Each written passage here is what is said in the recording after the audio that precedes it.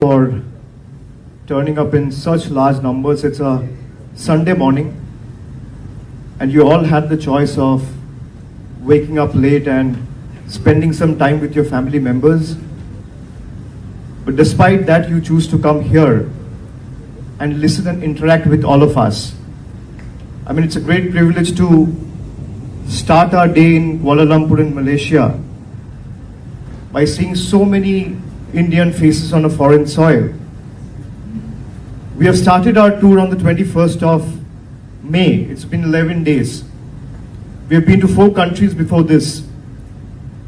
And the point we are precisely trying to make, everyone that we met across different sectors or spectrums in different nations, we met people from the industry, high-ranking government officials, foreign ministers, vice ministers, influencers, strategic thinkers, leaders from the industry.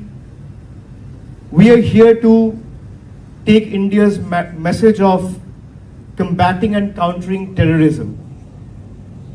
And why we want to tell this to the world, that talks and terror cannot go together. As fellow Indians living in a foreign soil, a lot of people think that these conflicts have been going on for last 4-5 decades. I agree with you. And we want to put a permanent end or stop to this. Now, India has been engaging in a dialogue with our neighbor, Pakistan, from the last 4 decades consistently. Times have changed. There has been a paradigm shift in our approach.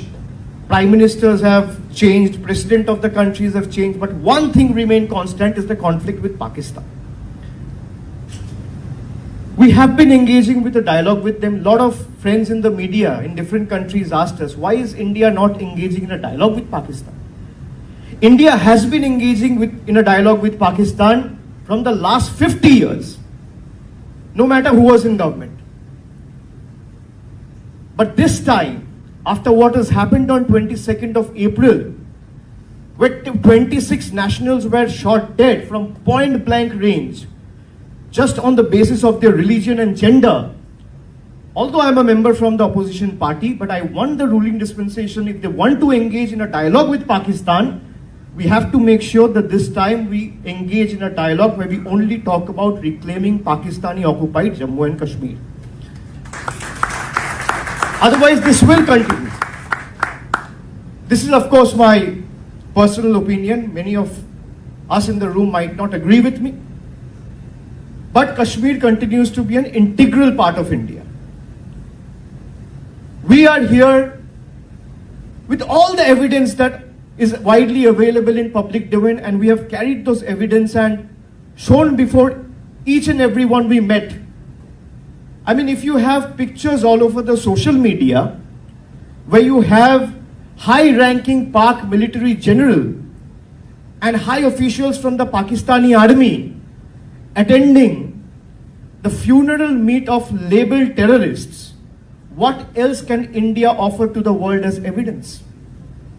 Now, I am not here to give any gyan to any of you. You were, especially the one who represent India on a foreign soil or living far away from your homeland. They embrace nationalistic traits and nationalism far more than any of us sitting in the dais or living back in India. You wear the tricolor with more pride than any of us sitting in the dais or anyone living back in the country. When you talk about your culture, when you talk about teaching your little son or a daughter to talk in the mother tongue or celebrate the Indian festival with so much of pride, I mean, this is what Indian diaspora is all about. And we want the world to know that in the fight against terrorism, India is not alone. Of course, it has its strategic partners and friendly nations by its side. But the most mighty of all is the Indian diaspora, which continues to be with the country at this testing and trying times. We have been to 4 countries. We are almost living out of an airport in the last 11 days went to different multilateral platforms, met people from various organizations. Everyone was on board and was on the same page that we must bring the perpetrators to book. And there is some way we should find to either bring the enemies to justice or do justice to them. But justice needs to be done. Now, when the terror attacks were inflicted on India on the 22nd of April, we didn't strike back immediately. It's not that we strike back on 23rd or 24th. We waited patiently for 2 weeks, waiting for Pakistan to at least do some justice. We thought that good sense will prevail and they will at least bring the perpetrators to book. Nothing happened. 14 days after waiting, India carried out an airstrike where we ended up eventually destroying and neutralizing 9 terror infrastructures. And the strikes were so precise, responsible, non-escalatory, that we neutralized those terror infrastructures without endangering a single life.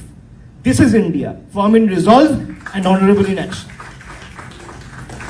There was not a single casualty. We did that successfully without endangering a common person's life, without a civilian life. Now, no religion talks about promoting or preaching violence. We might be from different religion, but every religion talks about harmony, peace, brotherhood. If someone is spreading violence in the name of religion, it's a betrayal of faith in itself. I want you all to understand that as Indian diaspora members and proud Indians here, you all need to do your bit. We all have seen the pictures of the Pak military general attending terrorist funeral. But how many of you in this room have that picture saved in their mobile? Can any one of you raise your hand? Out of at least 80 or 100 odd members present in this room, do any one of you, being a proud Indian, can say, I have that picture saved in my mobile, but I can show different members in my friend circles or in my profession, if I go to any public transport, that this is what Pakistan is up to? None of us. This is what we need to change. We need to develop a change in approach. If you have that picture in your mobile phone saved, you can show it to 50 other people. You might be 80 or 100 in numbers today, but if one person takes the responsibility of exposing Pakistan before 50 people, effortlessly and inadvertently, you end up convincing and exposing Pakistan before 5,000 people. This is what we need to do. So we all need to do our bit. We all need to go above and beyond our way in carrying India's message of peace and non-violence. We would be the last one to talk about a war. We would be the last one to talk about violence. We would be the last one to talk about terror attacks. You know, Pakistan has this habit of playing a victim after a terror attack. They have this habit of being the arsonist and the firefighter at the same time. They will set a building on fire, then after 2 days they will appear with a couple of buckets of water to show the world that we are the firefighters.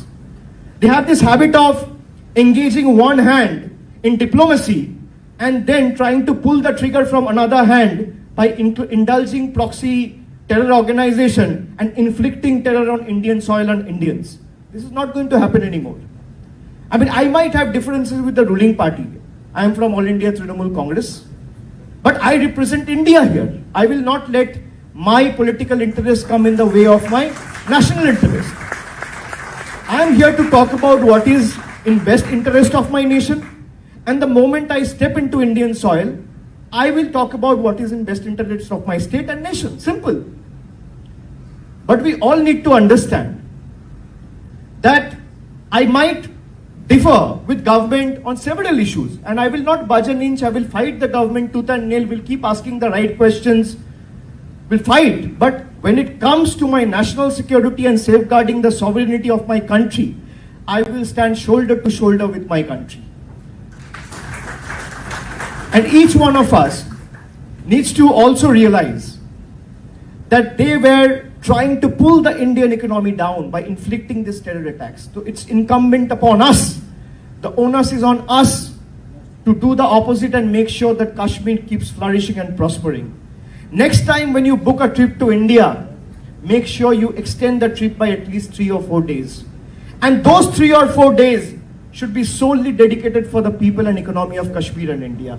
This is a humble appeal I would like to make before all of you before concluding. Thank you very much. Vande Mataram. Jai Hind. মন যখন যাচায় হাতের কাছে পায় Nalanda Fortune park দরজার সামনে জাতীয় সড়ক জানলা খুললেই এয়ারপোর্ট পা বাড়ালেই রেলওয়ে স্টেশন ইচ্ছে হলেই পছন্দের বাজার মিনিটের মধ্যে স্কুল কলেজ হাসপাতাল নালন্দা ফরচুন পার্ক গোপাল মাঠ দুর্গাপুর পশ্চিম বর্ধমান দক্ষিণবঙ্গের বেস্ট লোকেশনে হাতের মুঠোয় উন্নত জীবনযাপন নালন্দা ফরচুন পার্ক আপনার একান্ত আপন বাড়ি।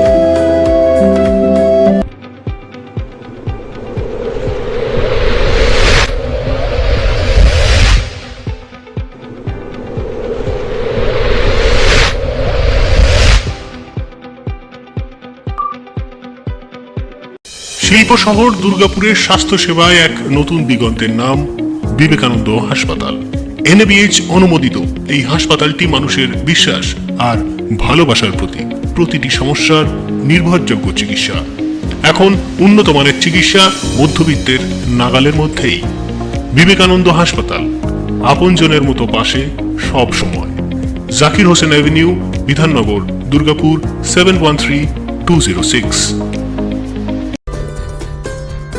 সহজেই স্বাস্থ্যসাথী কার্ডের মাধ্যমে সুচিকিৎসার একমাত্র প্রতিষ্ঠান সিটিজেন হসপিটাল, বিধাননগর, দুর্গাপুর।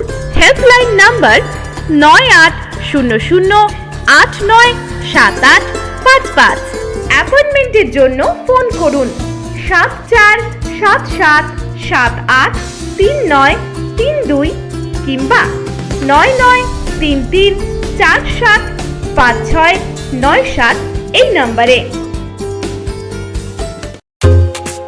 ছিমছাম পরিবেশ এবং প্রাইম লোকেশনে মনের মতো সুন্দর হোটেল মানে হোটেল অ্যাস্টর। হোটেল অ্যাস্টরে আপনি পাবেন মনের মতো সিঙ্গেল এবং ডাবল বেডের অত্যাধুনিক সুবিধাযুক্ত রুম, পাবেন রকমারি জিভে জল আনা স্বাদের ইন্ডিয়ান, চাইনিজ এবং কন্টিনেন্টাল ভ্যারাইটি ডিশ দিয়ে সাজানো ঝাঁ চকচকে ব্যাংকুয়েট।